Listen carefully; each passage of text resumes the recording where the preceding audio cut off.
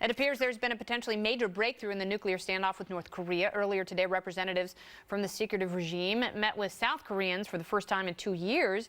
They agreed to hold some military talks to try and thaw out the bitter hatred. But perhaps more importantly, the North Koreans have agreed to send a delegation to next month's Winter Olympics in South Korea. Analysts say it could show Kim Jong-un that isolation is only making things worse for his people. Yeah, I'm sure that's what he'll take from the meeting. Or all the athletes defect and we go to war. Either way, there's finally a reason to watch women's figure skating, huh? So is this the beginning of a peaceful solution or a North Korean Trojan horse? Joining me now, this luscious party panel, Fox News Headlines 24/7 reporter Carly Shimkus is here, along with the author of Dear Reader, the unauthorized autobiography of Kim Jong-il, and the host of You're Welcome, that's a podcast, Michael Malice here, along with the host of the Tom Shillue radio show on Fox News Radio. It is Tom Shillue. Welcome, everyone. Yeah. Woo! Malice, obviously, I'm going to start with you since you have a great deal of expertise. Sorry, Shillue. Go to Pyongyang, then come back and talk to me. Yeah. So I think that if they do actually put a delegation together, and it's not just going to be the few athletes, it's going to be trainers and coaches and cheerleaders and well-wishers who are going to go to South Korea, what is going to keep them from defecting? Well, I mean, whenever you send anyone overseas in North Korea, your family is held back as hostage. So any diplomat who's serving anywhere has their family, and if anything happens, their family will be, if not sent the country. I was wondering about that. So, killed. I mean, that makes perfect sense considering some of the behavior of the regimes. Oh, yeah, they have everyone pretty locked down. But let's put some context for these meetings. The last time South Korea had the Olympics in 1988, the North wanted to co-host, and when the South said that's not something we can do, Kim Jong-il ordered 2 spies to put a bomb on a plane and killed 100 people. It got North Korea on the state sponsor of terrorism list, and that's what set up the Madeleine Albright meeting in 2000. So this is a very happy switch from where it was in 1988. That said, when North Korea is making moves internationally, it's often for show.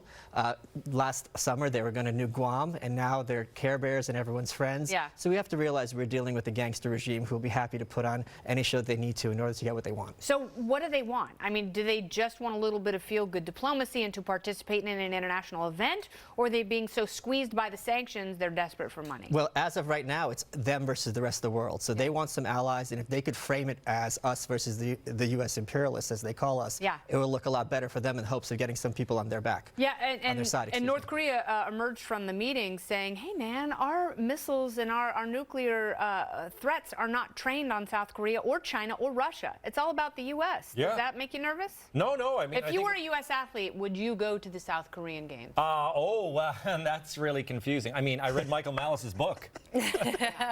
But no, I would be. Would you be worried? I mean, I would. No, I don't think that there's going to be any attack of North Korea on South Korea. And I think the idea that it's all focused in the United States, I don't know if that's entirely a bad thing.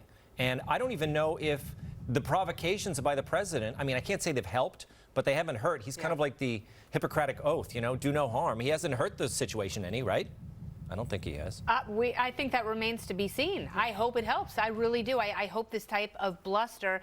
Okay, let me ask you that before I go to Carly, because a lot of people were worried that the president was basically asking for nuclear war when he said the button on my desk is bigger. Is there some virtue to this way of taunting Kim Jong-un? Well, first of all, North Korea and every other country on earth is perfectly aware that we're the biggest nuclear arsenal in the world. So when he points that out, this is not news to anyone. Number one. North Korea, if you want to be polite, are an outlier. If you want to be boorish, they're a freak show. So the idea that you can talk to them the same way you talk to Theresa May or Angela Merkel or even Putin is false. You have to treat them like they are an anomaly. So Trump's doing the right thing. I'm not saying he's doing the right thing, but to say ostensibly that automatically he's doing the wrong thing is simply false, because there's no other country like this in the world. That's very interesting. All right, so Carly, what do we do from here? A lot of people are painting this as like sort of a warm and fuzzy day when it's really not. When you want to talk about the U.S., there are reports that the U.S. is considering a limited military strike against North Korea in response to missile tests. And another report said that North Korea just recently came out with an article saying that the U.S. needs to accept a nuclear North Korea or face ruin. So we're not out of the woods by any means. My concern is that North Korea is just trying to cozy up to South Korea to get those economic sanctions or economic aid that you were talking about while continuing their nuclear program. And they know that South Korea, they're a bunch of hippie softies. Yeah. And, you know, they don't want war, man. They want peace and background. Yeah, they just want a united country, and They don't want Thad. They're still at war, Thad technically. sounds like the kind of person who went to Brown University and majored in yachting. They're still technically at war. It was just an armistice that was signed. Well, an arm and a legistus. It's very expensive. Touche. All right, the party panel returns a little bit later. First up, however, Robert Mueller reportedly wants to interview the president in person sometime very soon. But is that a good idea for the president to have a face-to-face with the man in charge of the Russia investigation? I will ask Florida Congressman Ron DeSantis next.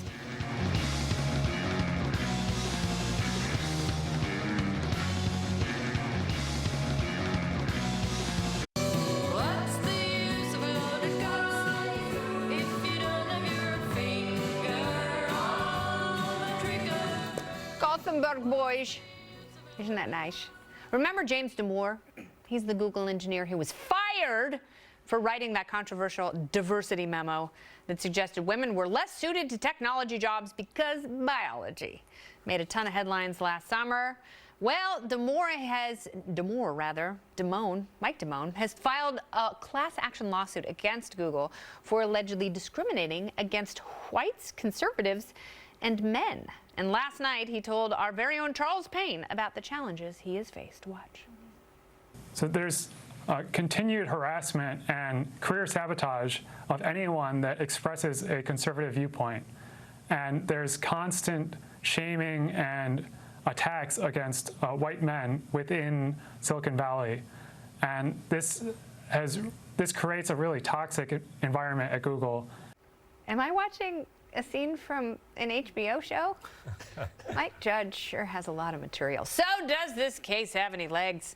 And is the straight white conservative man really under fire in Silicon Valley? The party panel has returned. Kali Shimkus, Michael Malice, and Tom Shalhoub. Tom, I'll start with you. Does this lawsuit have any merit? I think it does.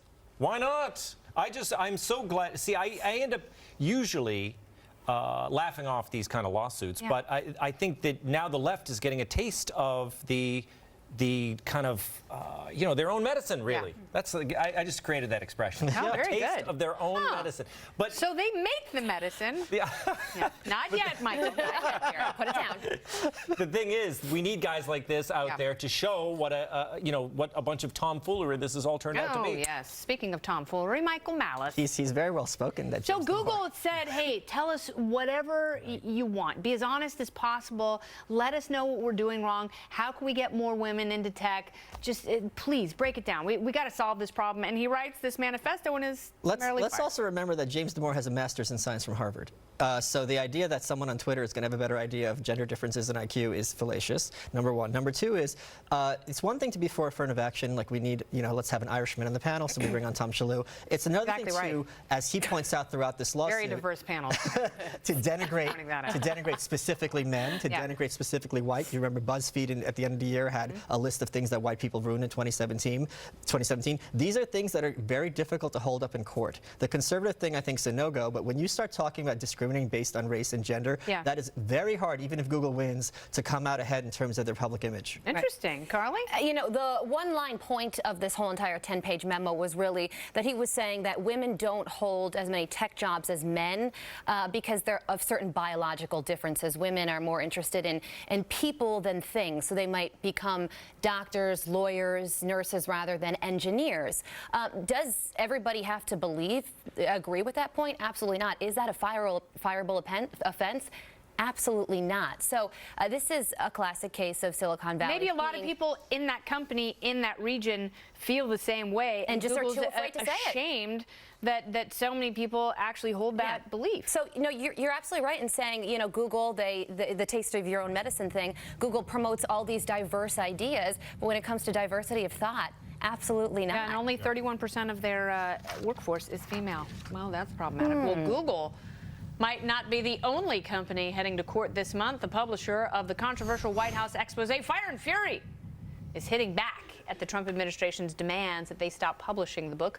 Macmillan CEO John Sargent issued a statement calling it flagrantly unconstitutional and says the cease and desist letter runs afoul of the First Amendment. I don't know why he sounds like my President Obama. It's unclear if he'll pursue legal action, but what we do know is that Fire and Fury is the hottest selling book in the country, sold over 150,000 hardcover copies from its first print run, creating 2 to 4 week wait for new hardcover copies. At the same time, it's impossible to know what, if anything, is true in the tell-all. So we brought back the panel to help me sift through all the broadsides and bombshells. This is Real News, Fake News, the Fire and Fury edition. I'm going to ask the panel a series of questions. They're going to tell me if the story is real, according to the book, or fake news that did not appear in the book. These are things that actually appeared in Fire and Fury or did not. That's where the real and fake comes from. Okay. Tom, Michael, Carly, let us begin with question number 1. Are you ready? Ready? Was this really in the book? Is this real or fake? Donald Trump Jr. said his father, quote, looked like he saw a ghost after realizing he won the presidency. Real or fake? Real.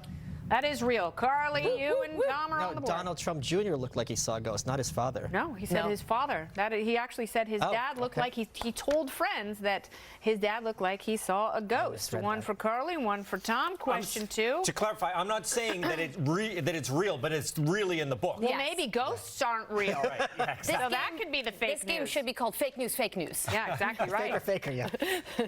Like my boobies. Question number 2. What? President Trump said that if Chris Christie was his vice president, Netflix should make a show called House of Carbs. Real news or fake news? You're all right on that. 100%. That is fake news. That did not appear in the book, although it certainly could have. Yes.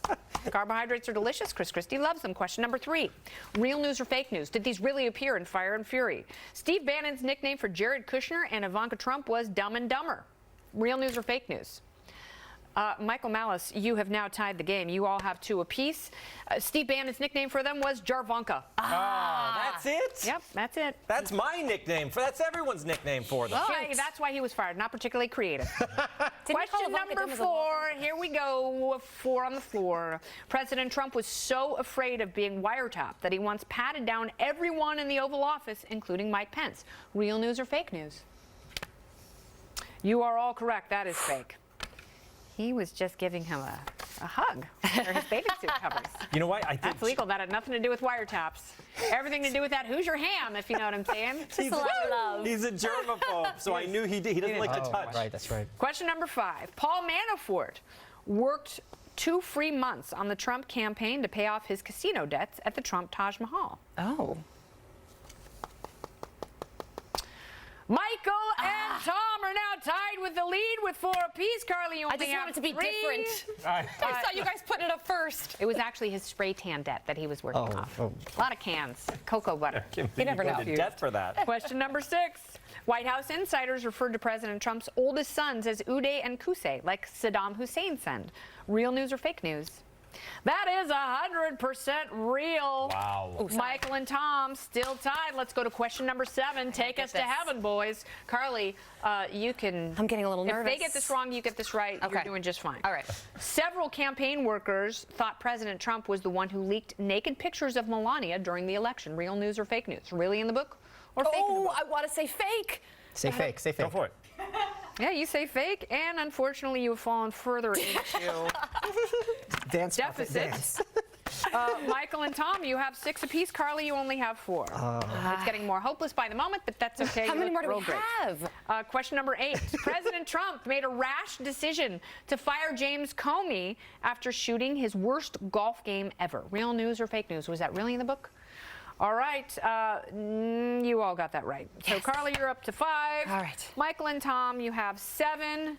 And here is question number 9, our final question of the day. Are you ready? All right. You ready, Let's Shalou? play some cricket. Those look like cricket paddles.